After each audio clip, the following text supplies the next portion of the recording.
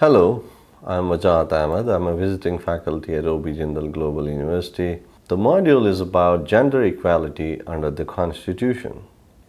The intended learning outcomes of the module are to introduce the concept of gender equality with respect to LGBT rights as enshrined in the Constitution and interpreted by the courts in India. To familiarize the students to the idea that the Constitution is sex and gender blind while guaranteeing fundamental rights to its citizens. It's pertinent to understand the distinction between sex and gender. It has been understood that sex is biologically determined and gender is socially constructed. However, there is also a suggestion that there is no real distinction between sex and gender, and that from the very outset one becomes the other. In this module, we will function with the understanding that sex is biologically determined and gender is a social construct. We have a binary understanding of sex and gender as male and female or man and woman. There is also an inherent assumption that a person's sex determines his or her sexual orientation. That is, it's assumed that men are attracted only to women and vice versa. This is the assumption of heteronormativity, which assumes that everyone is heterosexual. Thus, a binary understanding of sex and gender coupled with heteronormativity pushes LGBT persons to the margins. This chapter will look into some of these ideas and the ways in which the Constitution has been invoked to challenge these norms. Now let's look at the distinction between gender and sex. Gender and sex are understood in a binary of man, woman, and male, female. People are assigned female at birth or male at birth, and this discrimination is primarily based on a biological determination. It is assumed that persons assigned female at birth would conform to socially prescribed gender roles. Gender expressions and gender performance of a woman. Gender is constructed socially through many ways.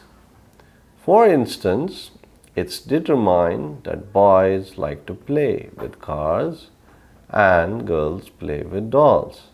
Similarly, a man is expected to be the breadwinner and the woman runs the house.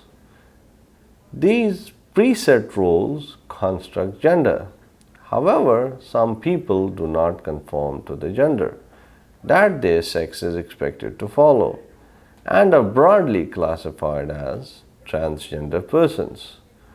A working definition of transgender has been provided in the report of the expert committee on issued of transgender persons as all persons whose own sense of gender does not match with the gender assigned to them at birth. They will include trans men and trans women, whether or not they have undergone sex reassignment, surgery, or hormonal treatment or laser therapy, etc.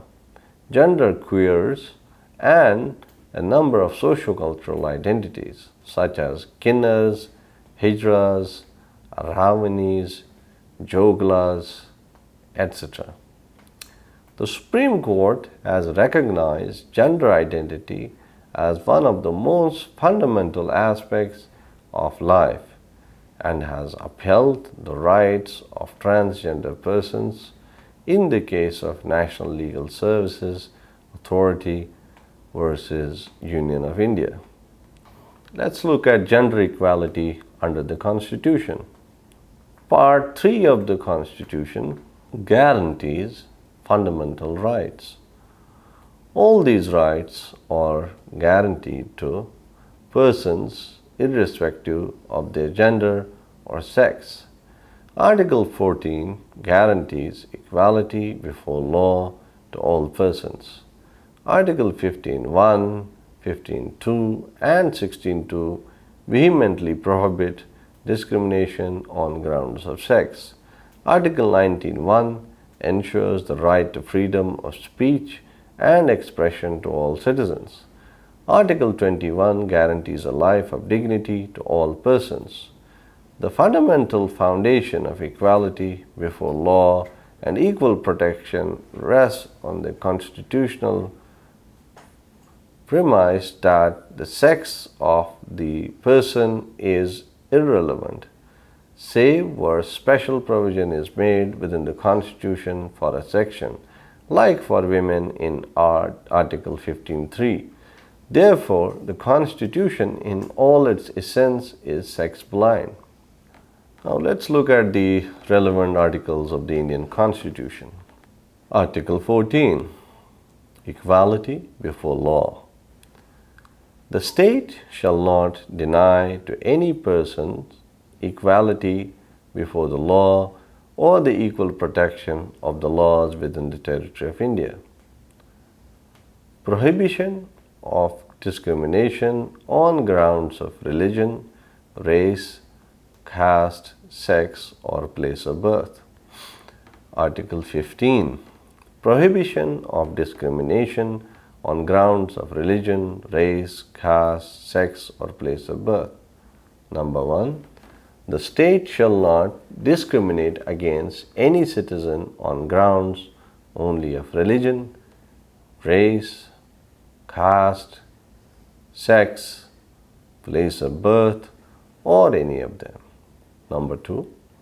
No citizen shall, on grounds only of religion, race, caste, sex, place of birth, or any of them, be subject to any disability, liability, restriction, or condition with regard to A. Access to shops, public restaurants, hotels, and places of public entertainment, or B. The use of wells, tanks, bathing ghats, roads, and places of public resort maintained wholly or partly out of state funds or dedicated to the use of the general public.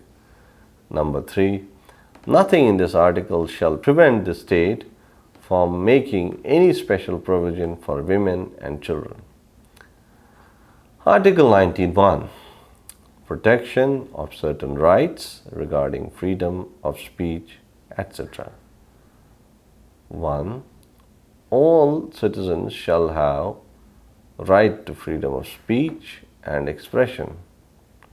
Article 21. Protection of life and personal liberty. No person shall be deprived of his life or personal liberty except according to procedure established by law.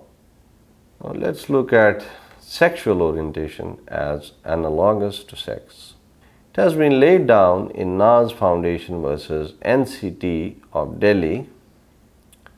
Sexual orientation is a ground analogous to sex, and that discrimination on the basis of sexual orientation is not permitted by Article 15. Further, Article 15.2 incorporates the notion of horizontal application of rights. In other words, it even prohibits discrimination of one citizen by another in matters of access to public spaces. In our view, discrimination on the ground of sexual orientation is impermissible even on the horizontal application of the right enshrined under Article 15. Now let's examine sex as gender identity. in National Legal Service Authority versus Union of India, NALSA versus Union of India, the court held that gender identity, which lies at the core of one's personal identity, gender expression and presentation, will have to be protected under Article 19(1)(a) of the Indian Constitution. The court held gender identity therefore lies at the core of one's personal identity, gender expression and presentation, and therefore it will have to be protected under Article 19(a) of the Constitution of India. A transgender personality could be expressed by the transgender's behavior and presentation.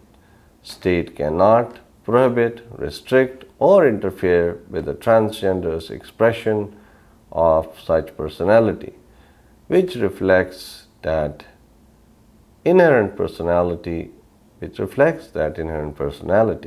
Often, the state and its authorities, either due to ignorance or otherwise, fail to digest the innate character and identity of such persons.